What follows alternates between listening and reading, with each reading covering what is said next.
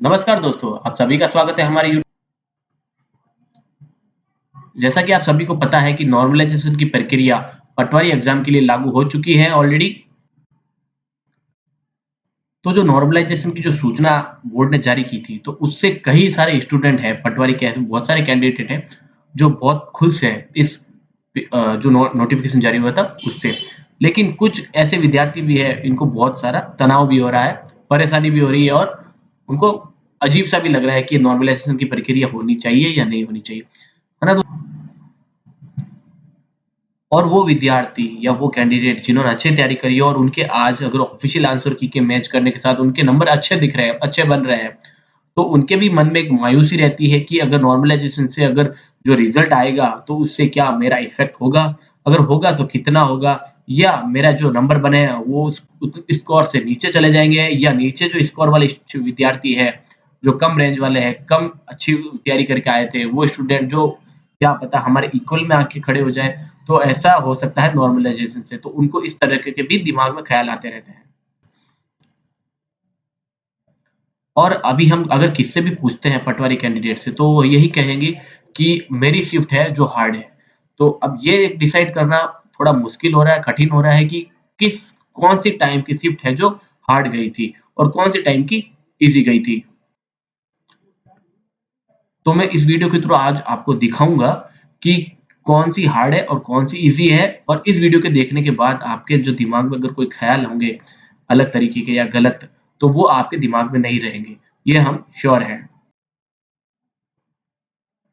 तो दोस्तों वीडियो को पूरा देखें और अच्छे से समझिए कि नॉर्मलाइजेशन के बाद की कट ऑफ क्या रह सकती है, हर कैटेगरी में कितने नंबर हो सकते हैं, कितनी कट ऑफ जा सकती है। और वीडियो को अंत तक देखिए और अगर वीडियो अच्छा लगे तो वीडियो को लाइक करना और चैनल को सब्सक्राइब करना। अब हम सबसे पहले देखते हैं 4 इंपॉर्टेंट पॉइंट्स है। पहला है कि किसने कितने नंबर बढ़ेंगे, दूसरा है कौन सी शिफ्ट सबसे हार्ड, कौन सी ईज़ी, तीसरा है अधिकतम कितने नंबर बढ़ेंगे या कम होंगे या घटेंगे। अब चौथा है कि सबसे इम्पोर्टेंट है, आप सभी ये चीज़ देख रहे हैं और सब जगह नोटिस भी कर रहे हैं, कैटेगरी वाइज़ कट ऑफ पर कितना प्रभाव पड़ेगा, नॉर्मलाइज़ेशन से कितना प्रभाव पड़ेगा कैटेगरी वाइज़। और और हम इन 3-4 पॉइंट पे हम इस वीडियो के समझाएँगे कि ये पॉइंट्स आपकी क्या-क्या इम्पोर्टेंस है और क्या-क्या आपको तो सबसे पहले हम जो तो सबसे पहले हम यहाँ पर पॉइंट नंबर 1 पे बात करेंगे कि किसके कितने नंबर बढ़ेंगे या कितने घटेंगे। तो हम देखेंगे कि मुझे बहुत सारे कमेंट मिल रहे हैं आप दोस्तों के और मेरे भाई और बहनों के। तो जिन विद्यार्थियों के जो अच्छे लग रहे थे उनके एग्ज़ाम, उनके मुझे कमेंट मिले थे कि 236 से 240 की मेरे मार्क्स आ रहे हैं, क्या मेरा सिलेक्शन है? देखेंगे आप इस टाइप के मुझे कमेंट्स मिल रहे हैं, 248 मेल ओबीसी की हम बात कर रहे हैं यहाँ पर। तो देखिए यहाँ पे ओबीसी में 236 बता रहे हैं, यहाँ पर 248.32 बता रहे हैं। तो इन तरह के मुझे कमेंट्स देखने को मिल रहे हैं और ये कितने नंबर बढ़ेंगे ये इस पॉइंट नंबर 1 पे मुझे बहुत देखने को मिल रहा है।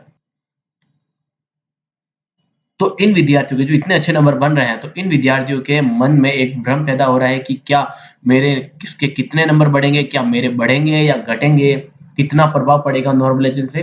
तो ये एक भ्रम पैदा कर रहा है अभी आप सभी को और ये मेरे हिसाब से सभी स्टूडेंट होंगे, जिन्होंने अच्छी तैयारी करी हो और अच्छे मार्क्स वाले होंगे, उनके सबके दिमाग में ये पॉइंट नंबर 1 आ रहा होगा। और जिन विद्यार्थियों के 200 अगर 10 मान के चले या 215 मान के चलते हैं, तो वो तो उनका ख़्याल यही है कि नॉर्मलाइज़ेशन हो और मेरे नंबर है जो मार्क्स है वो प्लस में चले जाए। तो हम एक जो टॉपर की जो एक एवरेज मान के चलते हैं अगर 225 तक मान के चलते हैं, तो 225 है यहाँ पे नीचे 210 है। तो 210 वाले नॉर्मलाइज़ेशन हो गए इस लेवल के आके पास में आ जाएँगे। तो 225 के लेवल तक आ जाएँगे, तो यहाँ पे उनको देखने को मिल रहा है कि फ़ायदा होगा। लेकिन उनका एक दिमाग में ये है कि अगर कितने नंबर बढ़ेंगे, ये अगर नॉर्मलाइज़ेशन होता है तो। तो 210 नंबर वाले जो भी विद्यार्थी है इससे आस-पास के रेंज वाले, तो उनके लिए तो यहाँ पे देखना है कि उनको तो एक खुशी है कि नॉर्मलाइज़ेशन हो। लेकिन जिनके मार्क्स 225 मान के चलते हैं या 226 या 230 तक मान के चलते हैं, तो उनके लिए तो दिमाग में और दिल में एक भ्रम पैदा कर रहा है, डर पैदा कर रहा है कि क्या काश नॉर्मलाइज़ेशन से हमारे जो मार्क्स है, इस मार्क्स के रेंज में कोई दूसरा आके ना बैठ जाए, ताकि हमारा सिलेक्शन यहाँ पे क्या पता ब्रेक लग जाए। तो 210 वाले जो विद्यार्थी हैं, उनका एक मन में एक बहुत अच्छा अभी लग रहा है कि काश हमारे मार्क्स बढ़ जाए और हम उस सूची में आ जाए जहाँ पे हमारा डॉक्यूमेंट वेरिफिकेशन के लिए हम आ जाए। तो यहाँ पे उन लोगों को ये एक फ़ील हो रहा है कि ये इतना हो जाए हमारे लिए। और इसके साथ-साथ हम कैटेगरी वाइज़ कट ऑफ की भी बात करेंगे कि किसके कितने बढ़ेंगे, किसके कितने होंगे और कितने बढ़ेंगे, कितने घटेंगे, उनका हम सब कुछ देखेंगे। और मैं आपसे फिर से रिक्वेस्ट करता हूँ, अगर आपको ये वीडियो अच्छा लगा हो अभी तक, तो प्लीज़ लाइक करें और आप भी सब्सक्राइब कीजिए हमारे चैनल को। तो हम सबसे पहले अब पॉइंट को सेक्शन 1 पे अब इसको डिस्क्रिप्ट करेंगे। तो पहला है कि हमारा कि किसके कितने नंबर बढ़ेंगे। तो मैंने आपको पहले ही बता दिया था कि आपको एक एक फ़ॉर्मूला दिया था कि आप 230 मान के चलते हैं, तो आपके पास में 210 वाले अगर अगर मान के चलते हैं, तो 210 वाले अगर मॉड्यूलेशन होता है, तो वो यहाँ के एक एरिया तक आके बैठ सकते हैं। तो ये हमारे एक्सपेक्टेड है, लेकिन हम देखते हैं कि किसमें टोटल क्या रहेगा। तो सब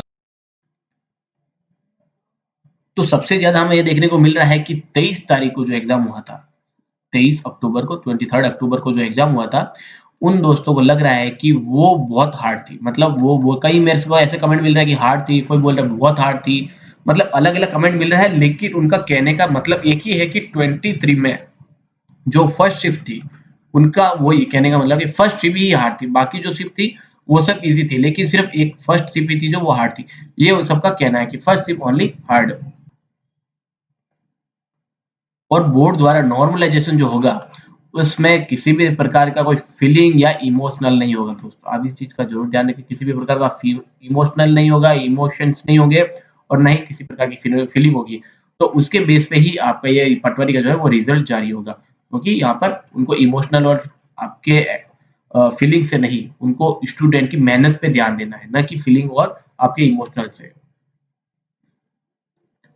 और मैक्सिमम जो 23 को जो एग्ज़ाम हुआ था, 23 अक्टूबर को जो एग्ज़ाम हुआ था, उसमें हमें देखने को मिला था कि ओवरऑल जो एग्ज़ाम में थे, कैंडिडेट थे, वो ओवरऑल लेडीज़ ही थी। तो यहाँ पे ओवरऑल लेडीज़ का ही कैंडिडेट था, तो यहाँ पे ऑलरेडी जो मार्क्स थे कैंडिडेट के वो भी कम है, ठीक है? तो यहाँ पे नॉर्मलाइज़ेशन होगा, वो किस बेसिस पे होगा, ये अभी हम ना तो हम बता सकते हैं, ना आप बता सकते हैं, ना कोई और बता सकता है।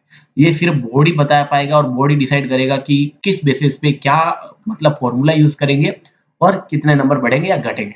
ये सिर्फ़ बोर्ड के हाथ में ही है। बाकी अगर कोई एक्सपेक्ट करता है, तो वो एक हम एक अनुमान लगा सकते हैं, लेकिन एक्चुअल जो होगा वो सिर्फ़ बोर्ड ही डिसाइड करेगा दोस्तों। और जो 23 को जो लेडीज़ का जो एग्ज़ाम था, उसमें मार्क्स वैसे भी उनको कम लाने और दूसरी चीज़ है कि अगर मार्क्स कम लाने हैं, लेकिन जो लेडीज़ हैं, वो यहाँ पे मान के चलते हैं 200 प्लस तक नंबर लेके आ रहे हैं। तो हम यहाँ पर अगर मार्क्स कम है, तो हम उसको रेशियो नहीं मान सकते यहाँ पर। अगर अगर पटवारी में नॉर्मलाइज़ेशन होता है और मार्क्स यहाँ पे लेडीज़ को कम है, लेकिन लेडीज़ लेके आ रही है 200 से भी प्लस में, तो यहाँ पे भी हमें देखने को मिल रहा है कि 200 प्लस अगर उससे भी ज़्यादा है, तो यहाँ पे कितना प्रभाव पड़ेगा कट ऑफ पर। और जो 24th को जो एग्ज़ाम हुआ था, उसमें हम मान के चलो ओवरऑल बॉयज़ ही थे, सिर्फ़ जेंट्स ही थे। तो उसमें यहाँ पे स्कोर जो है वो थोड़ा हाई देखने को मिलेगा और उनका मानना भी है कि जो 23rd में जो एग्ज़ाम हुआ था, 23rd को वो थोड़ा यहाँ पे हार्ड था। तो यहाँ पे हमें देखने को मिल सकता है कि नॉर्मलाइज़ेशन की प्रक्रिया इस 23rd को फर्स्ट शिफ्ट में लग सकती है। अब चलते हैं नेक्स्ट पॉइंट पे। ये है हमारा कि कौन-सी शिफ्ट सबसे हार्ड थी और कौन-सी ईज़ी। तो दोस्तों देखने को मिल रहा है कि मैंने कमेंट्स में हमने मेरे जो चैनल के कमेंट्स हैं, जो वीडियो के कंटेंट्स पे कमेंट है, उनमें देखने को मिला था कि 23rd फर्स्ट की जो फर्स्ट शिफ्ट थी, वो यहाँ पे कमेंट के बेस पे मैं बता रहा हूँ आपको, ना कि ये मेरा अनुमान है, ये कमेंट के बेस पे आप लोगों को कोई कमेंट है, तो उसके बेस पे मैं बता रहा हूँ कि उनका कहना है कि ये जो 23rd की फर्स्ट शिफ्ट थी, वो थी ईज़ी और 23rd और 24th की फर्स्ट शिफ्ट, ये 2 शिफ्ट है, ये भी थी हमारी हार्ड। मतलब कहने का मतलब है कि ये 24th की सेकंड जो शिफ्ट थी वो भी थी ईज़ी। तो हम मान के चलते हैं कि अगर ये फर्स्ट ये होती है 23rd की फर्स्ट सेकंड शिफ्ट हार्ड, तो ये किस बेस पे होती है? बोर्ड किसको मान के चलता है कि कौन-सी शिफ्ट हार्ड है? ये फ़ॉर्मूला सिर्फ़ बोर्ड को पता है। और दूसरी बात है कि अगर दोस्तों मैं अगर आपसे पूछता हूँ किसी भी वे में, अगर आप कोई भी शिफ्ट से बिलॉन्ग करते हो, फर्स्ट, सेकंड या 24th को फर्स्ट, सेकंड और मैं आपसे पूछता हूँ कि आपकी शिफ्ट हार्ड गई थी या ईज़ी? तो डेफिनिटली आपका क्वेश्चन रहेगा कि मेरी शिफ्ट हार्ड गई थी और नॉर्मलाइज़ेशन की प्रक्रिया जो होगा लागू वो मेरी शिफ्ट पे ही होगा। आप डेफिनिटली आप अगर आस-पास भी कोई कैंडिडेट है पटवारी का तो डेफिनिटली उनसे पूछ लीजिए, आपको यही जवाब मिलेगा कि मेरी शिफ्ट हार्ड थी। और कुछ ऐसे विद्यार्थी भी होंगे इन शिफ्ट में 23rd फर्स्ट, 23 सेकंड और 24th फर्स्ट में, जो कुछ सिली मिस्टेक या कुछ गलतियाँ करके आए, उसकी वजह से यहाँ पे उनके मैक्सिमम मार्क जो है वो नेगेटिव में चले गए।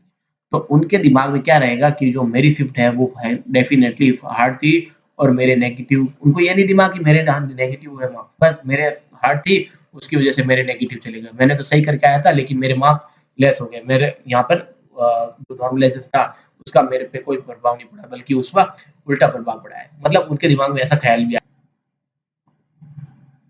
और भी इसमें मुझे कमेंट मिल रहा है कि 24th को सेकंड जो शिफ्ट थी वो बहुत ज़्यादा ईज़ी थी।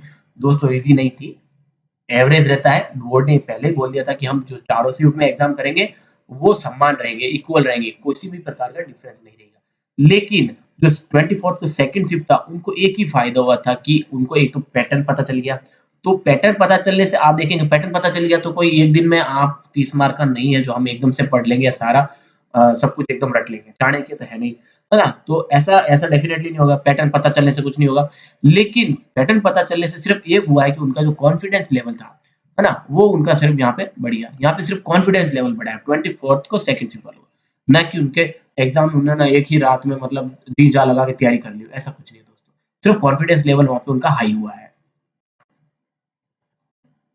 तो अगर हम मान के चलते हैं इन 4 शिफ्ट में से, अगर ये 3 जो शिफ्ट मानते हैं 23rd की फर्स्ट, सेकंड और 24th की फर्स्ट, तो ये हम मान के चलते इस पे नॉर्मलाइज़ेशन हो सकता है। और 24th की जो सेकंड शिफ्ट है, इसमें शायद होगा। हमें अनुमान नहीं है, हमें सिर्फ कन्फर्म नहीं है, सिर्फ अनुमान है हमारा कि 24th की सेकंड शिफ्ट में ही शायद, क्योंकि ये ईज़ी भी पैटर्न था, क्योंकि इनका वो थोड़ा कॉन्फिडेंस लेवल हाई होने की वजह से ये उन विद्यार्थियों के लिए ईज़ी बन गया था। और यहाँ पे थोड़ा कॉन्फिडेंस लो होने की वजह से यहाँ पे नॉर्मलाइज़ेशन हो सकता है। और 24th सेकंड शिफ्ट में यहाँ पे जो मार्क्स बन रहे थे लड़कों के, वो भी हाई बन रहे थे। मेरी कमेंट में आप रीड कीजिए, डेफिनिटली आपको वही मिलेगा। और जो दोस्तों मेरे वीडियो देख रहे थे, आप अभी अपने कमेंट में आप अपने नंबर शेयर कीजिए, ताकि हम एक और अनुमान लगा सकते हैं कि कौन सी शिफ्ट हार्ड थी या कौन सी ईज़ी थी। तो आपके ही कमेंट से ही हम ईज़िली से समझ सकते हैं। अब चलते हैं नेक्स्ट पॉइंट पे, और ये है कि अधिकतम नंबर कितने बढ़ेंगे या कम होंगे। देखिए दोस्तों, ऐसा है कि देखो, नॉर्मलाइजेशन का मेथड तो किसी को नहीं पता है, ठीक है? बोर्ड के अलावा किसी को नहीं पता। और बोर्ड ही आप या मुझे या किसी और को भी, यूट्यूबर को, वो नहीं प्रोवाइड कराएगा, नहीं सपोर्ट करेगा कि उनका मेथड क्या है ना? तो अभी हम कितने बढ़ेंगे या कितने घटेंगे, सिर्फ एक एक्सपेक्टेड कर सकते हैं। हम ही कंफर्म नहीं कह सकते हैं, कोई भी आपको कंफर्म नहीं कह सकता, लेकिन हम एक सिर्फ एक्सपेक्टेड कर सकते हैं इस चीज को। तो अगर आप सोच रहे हैं कि कितने नंबर बढ़ेंगे या घटेंगे, तो मेरे हिसाब से अभी इस चीज़ को आप नहीं सोचना चाहिए। जब रिज़ल्ट आएगा तभी एक्चुअल में पता चल पाएगा। बस आप एक छोटा-सा अनुमान लगा लीजिए कि अगर आपके ऑफ़िशियल आंसर की के मैच करने के बाद, अगर आप मान के चलते हैं कि मेरे नंबर आ रहे हैं 226 या 224 तक आ रहे हैं, ठीक है? तो इतने नंबर आपके ऑफ़िशियल आंसर की के मैच करने के बाद आ रहे हैं, तो डेफ़िनिटली आप सोच लीजिए, इससे तो आपके कम नंबर कम नहीं होंगे। सिर्फ़ इसमें ये हाई होगा, ये श्योर है ना? कम तो आपका डेफ़िनिटली नहीं होगा। और जो लोग इस चीज़ को लेके सोच रहे हैं कि कम होंगे, तो आप उस चीज़ को भूल जाइए दोस्तों। आपके अगर जितना हाईएस्ट बन रहा है, तो आपका नंबर कम नहीं होगा। और फ़ायदा होगा तो सिर्फ़ उन्हीं को ही होगा जिनके मार्क्स, अगर हम मान के चलते हैं कि 195 या 199 तक उनके, जो दूसरी शिफ्ट के थे।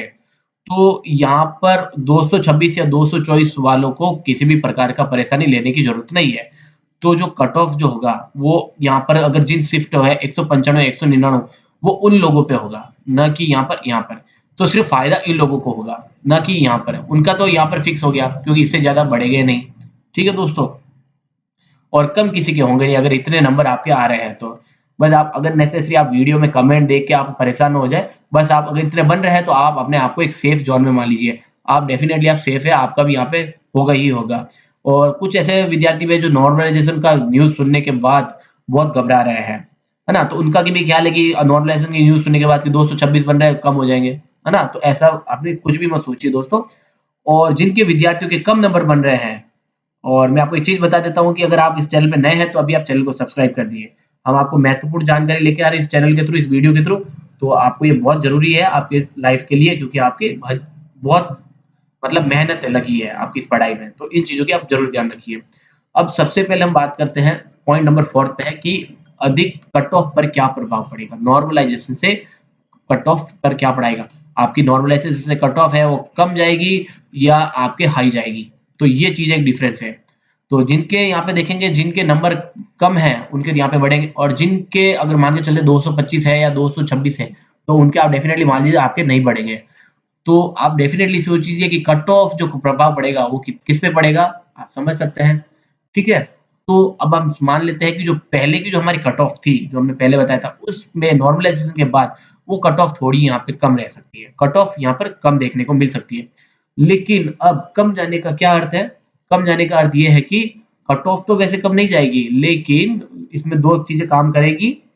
ध्यान से सुनेंगे और अच्छे से समझिए तो आपको समझ में आ जाएगा कि अगर आप मान के चलते हैं कि आपके 190 नंबर आ रहे हैं और हम ये बात कर रहे हैं सिर्फ अभी ओबीसी में, ठीक है, और ये कट ऑफ में शामिल नहीं आ रही है और ये अभी कट ऑफ में शामिल नहीं है। तो जो हम ये पहले आपको जो बताए थे कि 210, ठीक है, तो अभी ये वाले शामिल नहीं आ रहे हैं, है ना। तो इनको फायदा क्या मिलेगा कि यहाँ पे नॉर्मलाइजेशन होगा तो इनके नंबर मार्क्स बढ़ जाएंगे। तो नॉर्मलाइजेशन से इनके मार्क्स बढ़ेंगे तो डेफिनेटली यहाँ पर उनको फायदा होगा। अब कितने मार्क्स बढ़ेंगे तो ये तो बोर्ड के जो मेथड है उस पर ही पता चल पाएगा। तो हम एक एक्सपेक्टेड मान के चलते हैं तो यहाँ पर 6 से 8 जो मार्क्स है वो इतना बढ़ सकता है। तो अगर अगर आपके मान के चलते हैं कि 210 बन रहे हैं तो उनके 216 जाएंगे, तो इतने कम वाले जो नंबर वाले थे वो यहाँ पे अपर में आ जाएंगे। तो यहाँ पे उनको अच्छा सा फायदा मिलेगा और यहाँ पे इसकी वजह से कट ऑफ पर प्रभाव पड़ेगा। और ये हो सकता है कि अगर ये कट ऑफ जाए तो नॉर्मलाइजेशन से, तो हमें पहले एक्सपेक्ट कर रहे थे कि 1 गुना, तो अब हो सकता है कि अगर आपकी जो डॉक्यूमेंट वेरिफिकेशन के लिए अब की बार 2 गुना आपको बुलाया जा सकता है, अगर ये हमारे कट ऑफ जाती है तो।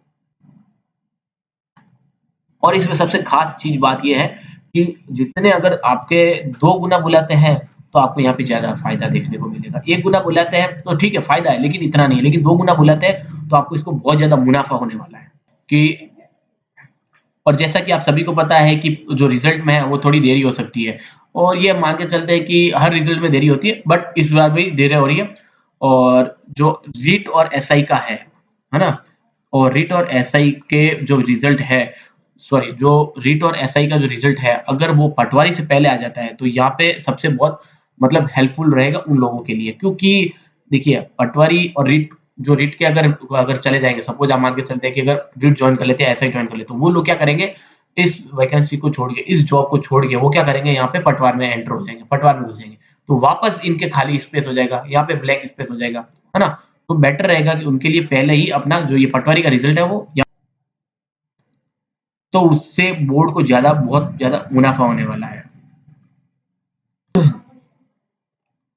क्योंकि इसमें भी क्या है, जो टॉपर होते हैं और जो अच्छे और पढ़े लिखे होते हैं वो तो या तो रीड करेंगे ज्वाइन या एसआई को, और जो जो हाई है, जो आपकी हमारी कट ऑफ जाने वाली है, मेरिट जो जाने वाली, तो वो यहाँ से बाहर हो जाएंगे और रीट में ज्वाइन करने के बाद वो डेफिनेटली पटवारी के प्रेस में से बाहर हो जाएंगे या अपने छोड़ देंगे, उसमें ध्यान नहीं लगाएंगे, ये चीज का है।